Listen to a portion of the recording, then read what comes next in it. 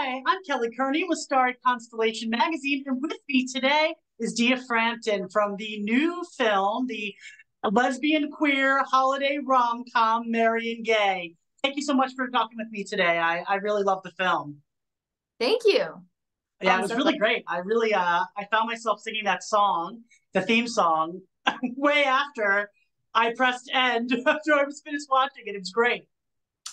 I did as well. I can't remember who the name of the composer is completely slipping my mind right now, but he's fantastic. Yeah, well, let's talk a little bit about your singing career and jumping over to acting. You started, you're in a duo with, it's called Dia and Meg, and you are a musician, singer, songwriter. And now you've jumped into this acting, very naturally, might I add. You're fantastic. And you're starring in this film, Marion Gay, and it's one of the few LGBTQ themed holiday films this season and kind of at all. I mean, there's not a whole lot of them. What was it about the film and specifically the character that made you want to sign on to the project? Well, firstly, the director and writer, Kristen Baker, is incredible. I love her. She's become one of my very dear friends. I worked on I Hate New Year's with her as well a few years back. So when she called me and talked to me about Marion Gay and Becca, I just instantly was on board. Um, I love holiday movies. I love the holidays. I mean, I guess I have a stuffed gingerbread man right there in my house. I have multiple Christmas albums out. I just really love what the holidays represent to me. It's just it's family time. It's a time to slow down from your crazy life and your career and just really spend time with your loved ones.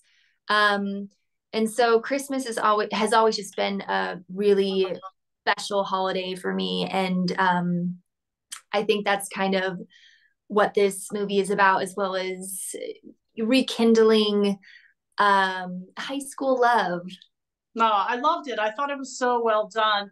And we have to talk about your character, Becca. Becca Winter, she's a Broadway star. And in the opening minutes, we kind of see her in the show that she's finishing up with. I think it's called Central Pike. It's kind of a take on Friends. And she plays Mm. a Monica character. And the stage performance, I was just kind of like, wow, you are kind of meant for stage. It's a far cry from maybe your EDM work and other music that you've done. So my question is, did you have to do some voice training for a theater voice because it's completely different than what your music sounds like, and it's very recognizable, and I thought you did a fantastic job. Oh, thank you. Yes, there are kind of different sides to a voice that I'm starting to recognize, which has been interesting, kind of figuring out what my true authentic voice is. And then especially in the EDM world, they sometimes like a like whispery, kind of thing, which is interesting because sometimes after I'm done cutting a vocal for the dance world, I'm kind of like, I need some water, need to take the day to myself. Um, and then musical theater definitely is a different beast, but I love it. It allows you to um, drop into a more mixed voice, which is easier on your throat and your physical body, but it's also very hard. I definitely wouldn't have been able to jump into it um like I did if I hadn't been training for a while, because I have been that's kind of been my one COVID thing is just going through the uncomfortable stages of learning something new alone without Right. people having to listen or watch me necessarily, I guess, except my upstairs neighbors. But I did train a lot in vocal technique. And so it definitely came through and helped a lot. Yeah, I definitely noticed the difference when I listened to your music, and as soon as the first scene, I was like, oh, that's a whole kind of different sound. So let's talk about Becca, the Broadway star. She goes home to Tennessee. She's obviously based in New York because she's a Broadway actress. She goes home to Tennessee, and that's where the high school rekindling happens. Talk about filming on location, because speaking of different beasts, New York, filming in New York, very different from filming in, I'm assuming you did film in Tennessee or on location? In Lebanon, Hmm. very tiny town, very cute. So very different than than filming in New York, which I think you did in the beginning. Yes, yes. Yeah, it definitely added a flavor to the film. It definitely made you think of where Becca was in her life now and what she was going back to, and the kind of differences in that, and what she's kind of gotten away from, and what she was revisiting. I I thought it was important to put both of those kind of scenarios in there, so you really got the depth of where she was coming from. Yeah, yeah, I agree. New York, shooting in New York actually wasn't on schedule. It was never in the script. It was never part of the conversation until about maybe it was like 3 days before wrap. And I was talking to Kristen and uh, one of the producers and the DP, and they were all just saying, you know, we need to go to New York. This has to happen. This has to, it will build the world, exactly what you just mentioned, where Becca is coming from and her life in the city. And we were just filming that day, and they said, Dia, can you stay 2 extra days and we'll fly to New York and just have fun and shoot around town? And I said, of course. And so it was actually very spur of the moment Oh. decision. So I'm glad it added as much as we felt that it did. So I'm glad that it worked out, because oftentimes filming and spur of the moment in New York City are two worlds that don't go together usually. So I'm glad that it worked out. that is very, very true. Very true. So we have to talk about the meddling moms, the friends, the townspeople, everyone in the town in Tennessee. They all knew what the viewers knew right away. The chemistry between Becca and Sam, played by Andy Renee Christensen, was hot instantly. Instantly, you saw the connection. Did that process come naturally to you two when you read, or did you do like a chemistry read prior to taking the role? We did a chemistry read over Zoom Oh, actually, and it was just pretty obvious to Kristen and I was in the comfort seat while Andy was definitely in the hot seat because I had already been offered the role and uh, they were auditioning and also doing a chemistry read, so I'm sure they had a different experience of the situation. But yeah, I remember Andy got off and Kristen was just like, "That's Sam, that's it." So um, yeah, I remember the first day that Andy and I hung out. We were in Tennessee. We were driving. I think we were driving back from the grocery store or something. There weren't a lot of places to go.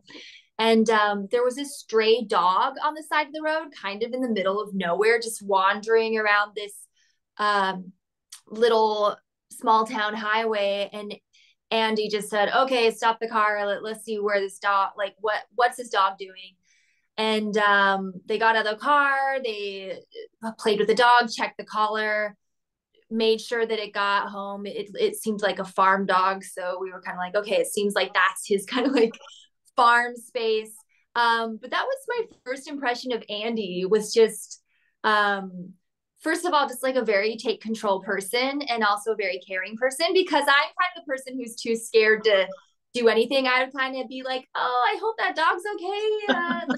Kind of weird, but I would never say like pull over, we're checking out this dog, because I'm just always so hesitant, or like don't want to do something wrong, or don't want to, like, what if that is someone's dog and we're weirding them out or something, or the dog's gonna bite me or it has rabies. Like I just kind of go crazy.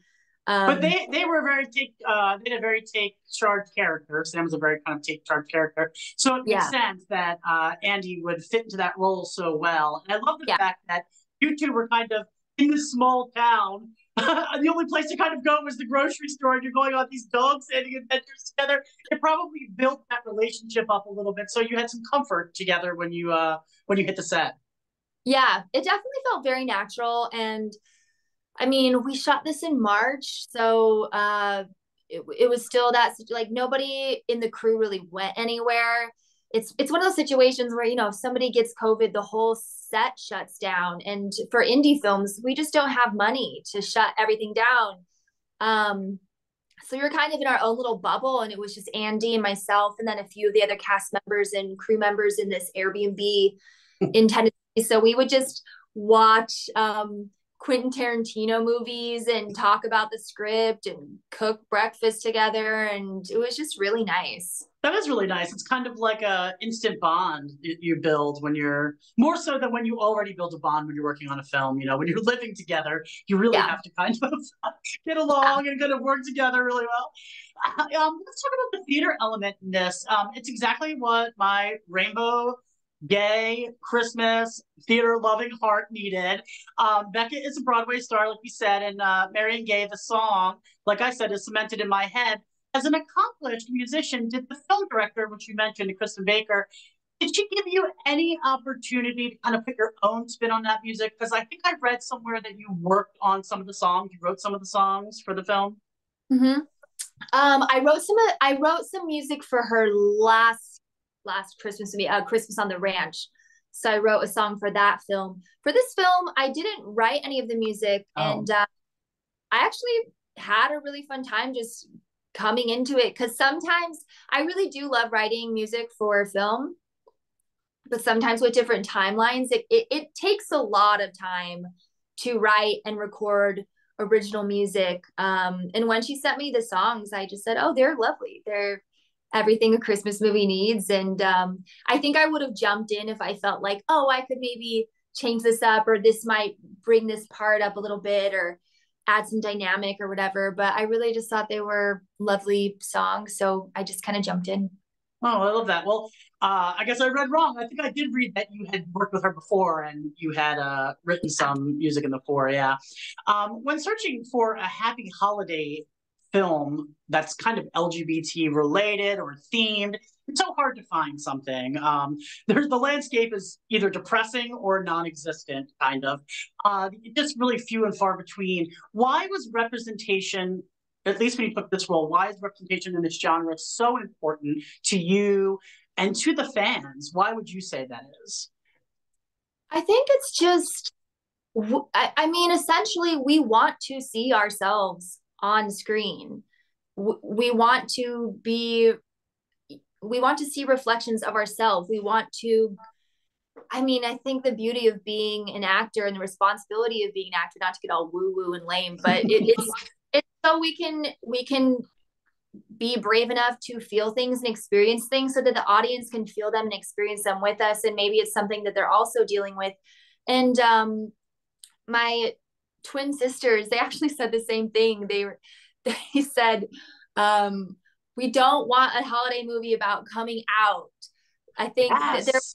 not to throw any movies under the bus, but there was a Christmas movie a couple years ago that they really didn't vibe with, and they were just like, oh, the whole thing was about like coming out to the family during Christmas. It was just kind of exhausting and like and There's always the girl drama. was It's always surrounded some sort of drama or possible heartache about who we are instead of just the situation and having a nice romantic rom-com, just everyday yeah, kind of characters. We don't get that often. And I think that's yeah, what I really liked about this film. yeah. I don't like to shine a spotlight on others, if that makes sense.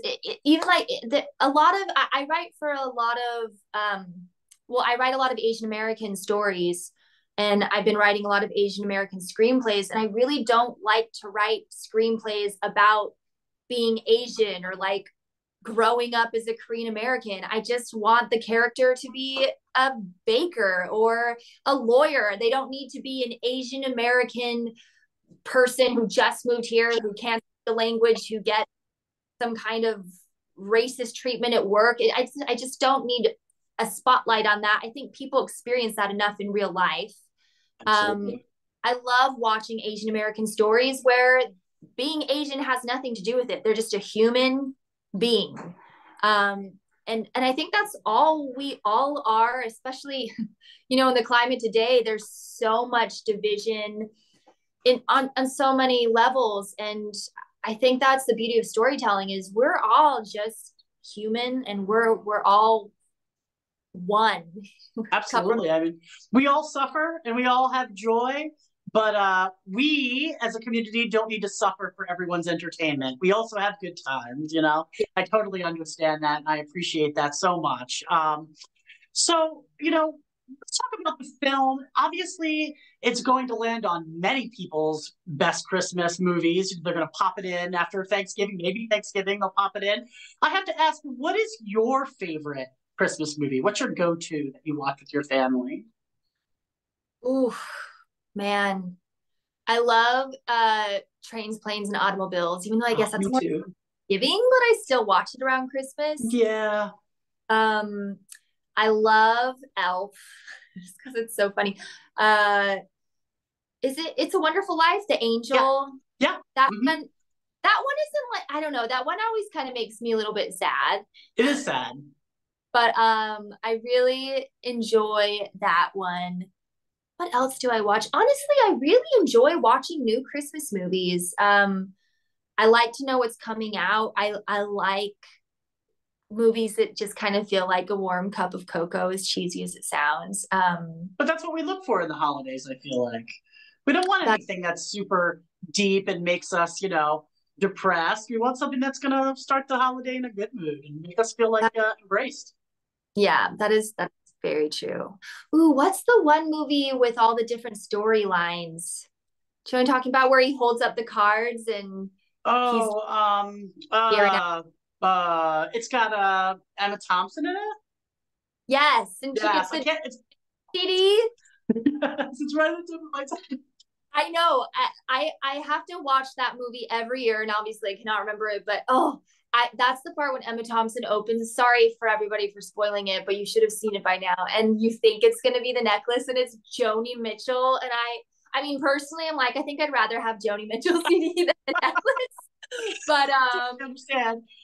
Yeah, I love um, that movie too, and I feel terrible that I can't think of it. I really want to grab my phone and Google it because I feel terrible because we watch it every year too. come to us. Everyone watching this is probably like, you weirdo.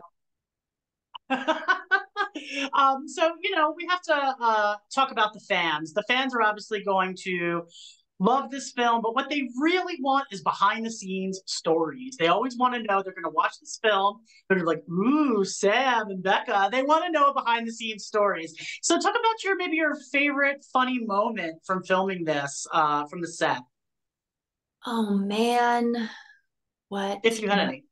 think of?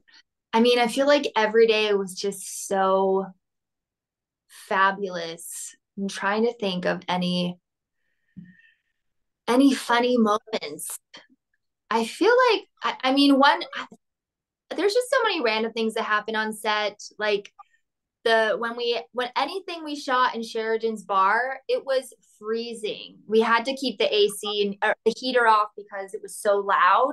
Mm. So in between takes, we were just like Andy had this huge blanket, I had this huge coat, and then we take it off, and it's just little thin long sleeve. I like literally my teeth were chattering, and then action. I'm like, my toes are not frozen, my fingers are not frozen. We are acting, we're having fun. So it's always just those random things that you don't really think about. And then you watch the film and you're like, oh yeah, that happened while I Yeah. was Oh doing yeah. that. My fingers were numb during that. Yeah, it was a funny moment. We shot this scene where I'm decorating the house and Sam comes and helps me first, and that was really fun. It's always scary to do the first scene with your co-star because you just don't Right. know how to go. And Right. I felt like Andy and I kind of just got into this groove and this little dance, and it just felt really nice and comfortable. It seemed Um, that way. yeah, it was one of the most organic ways of it didn't feel it started like not feel like acting. We're I just think like that's the we're best time. That's you get the best results when it doesn't feel like acting. It just feels reacting to each other, kind of. yeah, Well, it's we have to very. talk about Stella Parton because that's a behind the scenes that I'd love to know. Did she spill any Dolly tea while you guys were working? Because, obviously Dolly is beloved. She's a saint in America, and her sister goes along with that package. So I'd imagine you guys were wanting to know. I mean, I'm not gonna lie, I really wanted to know, but I also think you kind of get like a weird inkling sometime about things that people don't want to talk about in a weird way. Right, right. Not that I know that, I mean, I don't know, but I've heard she has an absolutely wonderful relationship with her sister. So it's not like, don't talk about, you know. But I was kind of like, I really want some stories, but at the same time, I was just kind of waiting to see if anything would happen. But she's just, I mean, she was absolutely wonderful. And oh my gosh, her outfits, they were all over Yes. wardrobe. Oh, And she would really?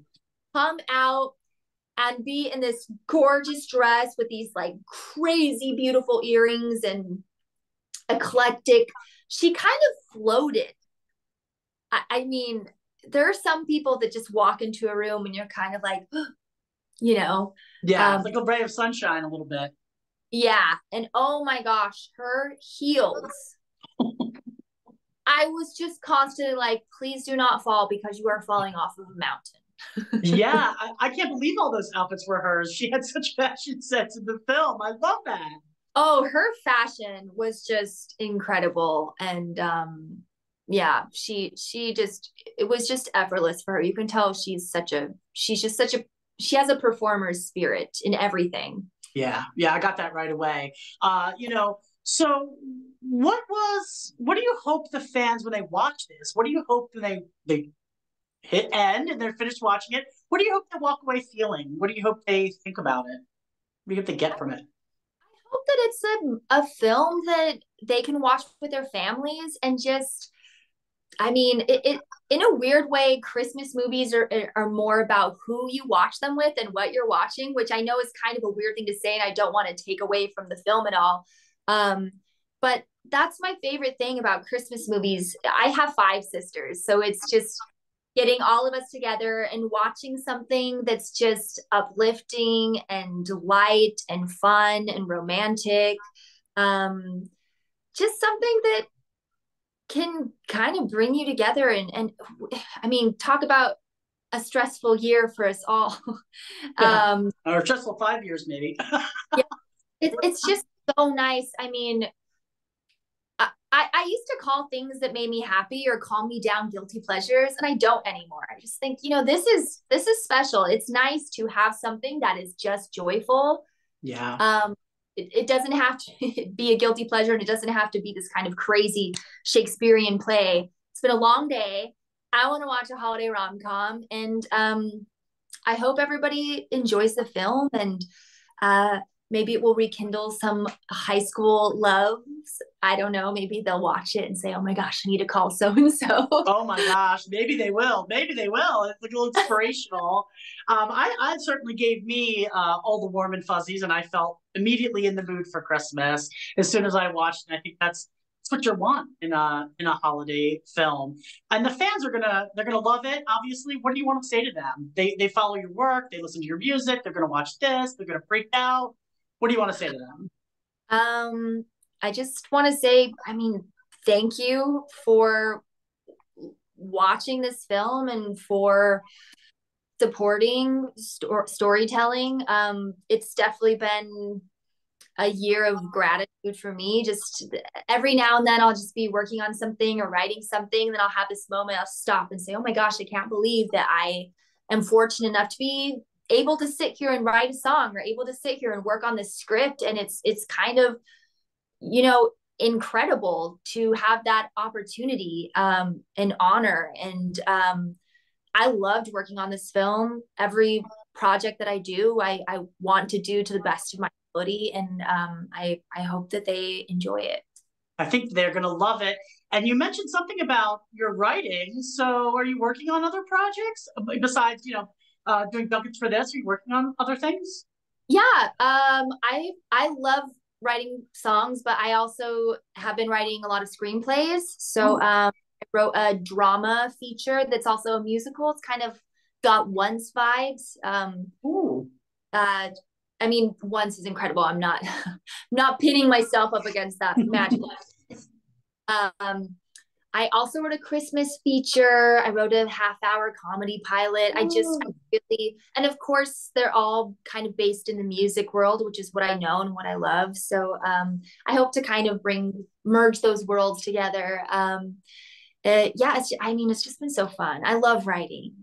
Well, I wish you the best. I think this film, I think people are going to love it, and I think anything you work on, I think your fans are gonna are gonna, especially after they see this, they're gonna love it so much. They're ready for whatever you're gonna put out. I know that for sure.